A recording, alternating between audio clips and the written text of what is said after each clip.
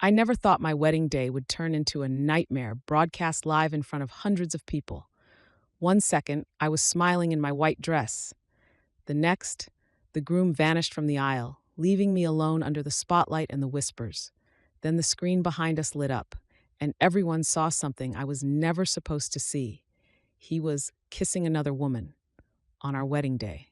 People gasped, cameras fell, and I just stood there, frozen, like a side character in my own story. I didn't know who played that video or why. All I knew was that a stranger stepped out from the last row, pulled me away from the chaos, and said, "Don't cry. He doesn't deserve you."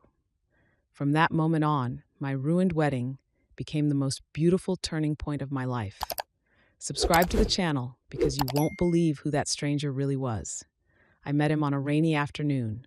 When the wind flipped my umbrella inside out, he smiled and handed me another one, white, pure, like something out of a movie. In that moment, I believed destiny was real. He was gentle, successful, and said things that melted my heart like wax. The whole world seemed to shrink into his eyes. Everyone told me I was lucky, a perfect man, handsome, charming, and loving. But perfect is always the most dangerous word, because behind that perfect mask were cracks I was too afraid to see. He stopped sending those goodnight texts. Our romantic evenings turned into silence and distracted glances. I once caught him smiling at his phone, then quickly locking it when he saw me walk in. When I asked, he said, "It's just work, you're overthinking." And I believed him. I always believed him, because I was terrified of losing the man I had built my whole future around. He proposed in a crowded restaurant, dropping to one knee amid applause. I cried and said, "Yes," not knowing that was the moment I signed my own sentence. After that night, everything changed. He took control of every detail, the wedding theme, my dress, even the guest list. He said he just wanted everything to be perfect. But sometimes I felt like I was nothing more than a prop in his carefully written script. One night I overheard him talking on the phone. His voice was low and cold. "Don't call me again. After the wedding, it's over." I froze. I could have walked in, demanded answers, but I didn't. I stayed silent, pretending I hadn't heard a thing, because I thought love could fix everything. But maybe the moment you start holding on to someone no matter the cost is the moment you begin to lose yourself. And I did lose myself, my trust, my calm, my ability to see the truth. Even on my wedding day, I still believed he loved me, until the screen played something I will never forget. The man I was about to call my husband betrayed me in front of everyone, and only one person stood up in the middle of that collapse. My wedding was planned down to the tiniest detail, from the color of the flowers and the lighting to the placement of every single chair. Everyone said I was living the dream that every woman wished for, but only I knew that dream was slowly turning into a nightmare. 3 weeks before the wedding, I received an anonymous message. Just a few words. "He's not the man you think he is." I panicked and tried calling back, but the number didn't exist. When I told him about it, he just laughed softly and said someone must be jealous of our happiness. I wanted to believe him, but something in me couldn't rest. That night, I stayed up, rereading every old conversation we had. Some messages had been deleted. Some of his replies felt too carefully written. 2 weeks later, someone sent a bouquet of white flowers to my house. Tucked inside was a small note: "If you knew the truth, you wouldn't wear white." A chill ran down my spine. I looked around, but no one was there. I kept that secret to myself, as if speaking it out loud would make my wedding collapse. I started noticing things. Every time I entered the room, he'd turn off his phone. Whenever I asked about the female colleague I once saw him with, he'd say, "Don't be ridiculous." But a woman's intuition is never wrong. The problem was I didn't have the courage to trust my own instincts. One night I went to his place unexpectedly, bringing a cake because I missed him. The door was unlocked. I heard his voice from the living room, low but urgent. "No, she doesn't suspect a thing. Just a few more days." I froze where I stood, then quietly walked away. I told myself he was joking or talking about work or anything but betrayal. But the universe has its own way of revealing lies. 3 days before the wedding, I dreamed I was standing at the altar, and the groom had his back to me. When I woke up, my heart was pounding, my skin drenched in sweat. I knew something terrible was coming. I just didn't know that the person who sent those flowers would be the one to change my life forever. And then the wedding day arrived, along with a truth no one was ready for. My wedding day began like a fairy tale. White flowers covered the hall, golden lights shimmered above, and every pair of eyes was fixed on me. I smiled, trying to hide the trembling in my hands beneath the veil. People say every bride gets nervous, but I wasn't just nervous. I was scared. Scared that my gut feeling was right. The music started. The host announced the groom's entrance. No one appeared. A second passed, then two, then a full minute. Whispers rippled through the crowd. I looked around, forcing a smile, thinking he must be delayed by some small mishap. But then, the big screen behind me suddenly lit up. Before I could make sense of it, the entire room went silent. There he was, my groom, on the screen, holding and kissing another woman, wearing the exact same suit he was supposed to wear today. I couldn't breathe. The music stopped. Guests stared at me with a mix of pity and fascination. Some even pulled out their phones to record. My body froze. My legs refused to move. I screamed, "Who did this?" No one answered. I looked around, searching for him, for any explanation at all.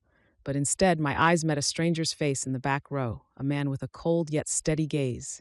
He stepped forward, turned off the screen, and said loudly, "She deserves to know the truth." Everything shattered in seconds.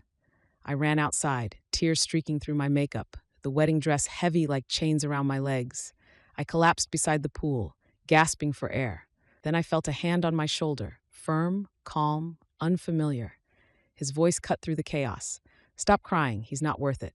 I turned to look at him, and somehow I believed that stranger more than anyone I had ever known. In that moment, I realized this wedding wasn't the end. It was the beginning of a story I wasn't ready to hear. Have you ever been betrayed in front of everyone? What would you do if a complete stranger walked in and changed everything on the worst day of your life? His voice was deep and steady, more like a command than comfort. I shook my head, trying to hide my face. He took off his jacket, draped it over my shoulders, and said quietly, "Do you want revenge?" I looked up. Everything inside me froze. Revenge. He crossed Suri. That word had never crossed my mind before, but when he said it, my heart pounded like it had just found a new reason to exist. I asked who he was. He smiled faintly. "The only one here who doesn't want to see you fall." Then he took my hand and led me through the crowd, still whispering behind us. Every step I took cut deeper into my wounded pride. The same people who once smiled at me now turned their faces away. And him, the man who once called me the love of his life, was hiding backstage, his eyes filled with panic. I stared straight at him. "Don't worry, I'm not dead yet." The stranger guided me to a car. A black sedan sped into the night, leaving behind the murmurs and the flashing lights of cameras. No one knew where I was going. No one knew who that man was. All I knew was that I had just walked out of a ruined wedding and into something far more dangerous. Inside the car, he handed me a folder. Inside were photos, contracts, secret accounts, proof of everything. The affairs, the financial schemes, every dark detail of my fiancé's lies. My spine went cold.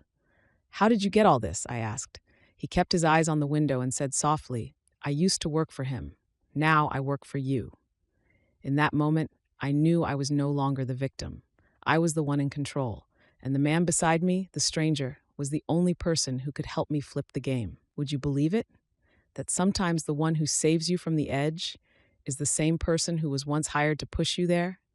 If you want to know what happens next, don't forget to subscribe. This story is only just beginning. I thought everything was clear. The betrayer was him. The savior was the stranger. But it turned out I had only seen the tip of an iceberg deep enough to bury my entire life. One night, while we were hiding in a house by the sea, he placed a USB drive in front of me. "You need to see this." My hands trembled as I plugged it into my laptop. The video started playing, and in it, it wasn't just my ex-fiancé. It was me. Me, shaking his hand, signing a contract I had no memory of ever seeing before. My throat tightened. "What the hell is this?" The stranger looked at me for a long time before saying, "They used your name to transfer all his assets into a phantom account. You were the pawn, the legal shield that kept him safe." I refused to believe it. I screamed, slammed the table, tried to delete the video as if that could erase the memory itself. But he caught my wrist. Calm down. I was the one behind those transactions. I know every detail. He thought I was loyal, but I was only waiting for you to see the truth. I stared at him. Why would someone like him help me? Kindness couldn't possibly be the only reason. I asked, and he answered with a line that crushed the air from my lungs. Because you're the only person who ever saved me. I froze. He explained that 3 years ago, when I worked for a nonprofit, I had helped an employee escape a false lawsuit. I didn't know that employee was him, and he never forgot. Outside, rain began to fall. Lightning flashed, illuminating his face, familiar yet dangerous, soft yet unreadable. I didn't know whose hands I was really in anymore, a betrayer, a savior, or a devil wearing the mask of redemption. I looked back at the screen, the video still playing, and realized the most terrifying part wasn't being betrayed. It was knowing I had once been part of the very scheme I thought had destroyed me. Have you ever thought you truly knew someone? Sometimes the one you call a stranger might know you better than you know yourself. I couldn't let things end like that. I couldn't remain a puppet in someone else's dirty play. When I learned the truth, the first thing I felt wasn't fear, it was anger. A slow-burning rage, smoldering in my chest like coals that wouldn't die.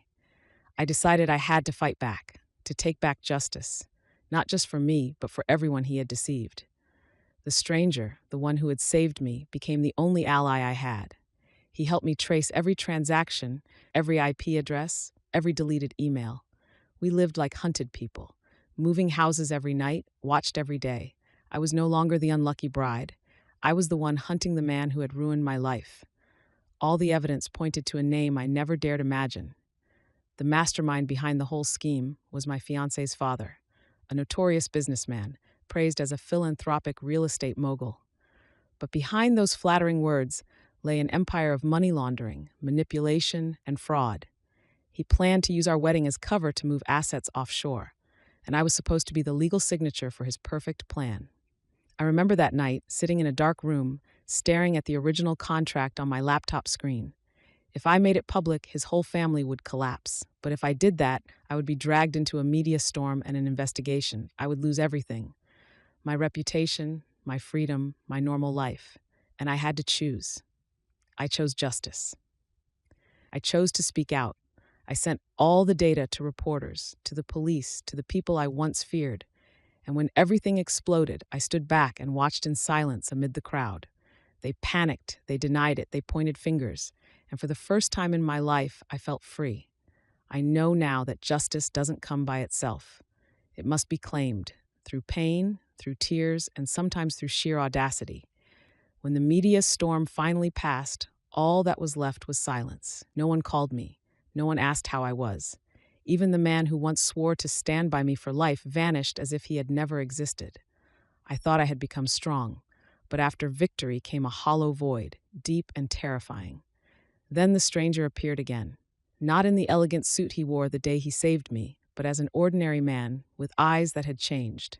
He told me that he, too, had once been a victim. Years ago, his family had gone bankrupt because of my ex-fiancé's father's corporation. He had sworn revenge, and at first, he approached me just to use me. But when he saw me break down at my own wedding, he couldn't stay silent. "You didn't deserve that," he said. A simple sentence, but it made my heart tremble. We talked more, about loss, about forgiveness. He said he once believed that only destroying his enemies would bring him peace, but he had learned that stopping them from hurting others was enough. I looked at him and saw myself in his story. Two people once shattered, once betrayed, now finding each other amid the wreckage. I don't know when I stopped hating. Maybe it was the night he took my hand in the rain and said, "Forgiving isn't weakness. It's how we choose to keep living." Those words stayed with me, because I finally understood. If I kept holding on to hatred, I would never leave the past behind. So I decided to visit the man who had ruined me. Not for revenge, but to say one last thing. "I'm not afraid of you anymore." He stared at me, unable to believe that the woman standing before him was the same girl he once pushed into the abyss. But it was true.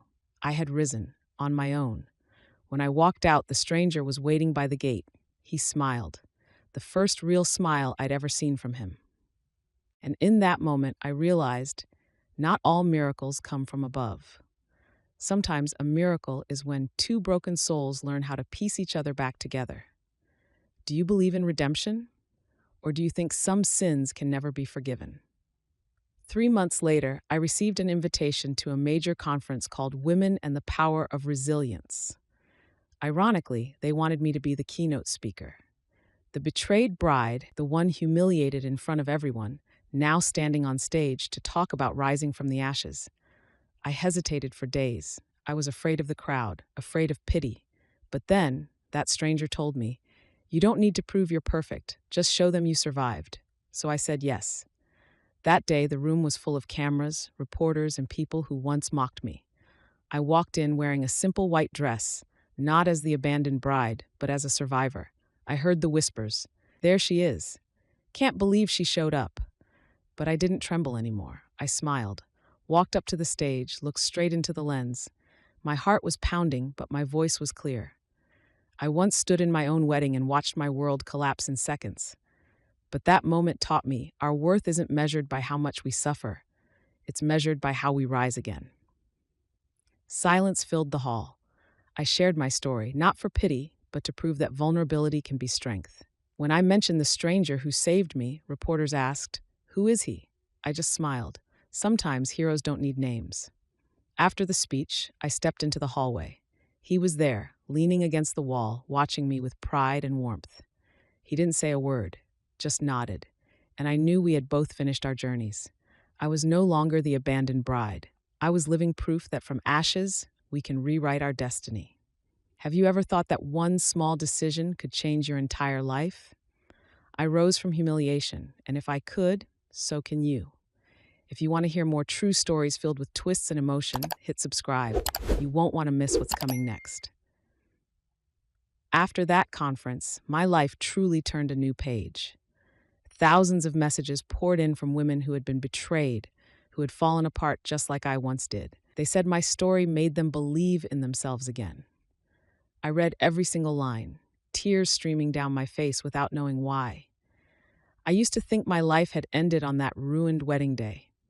But it turned out that was only the beginning. The beginning of transforming pain into strength.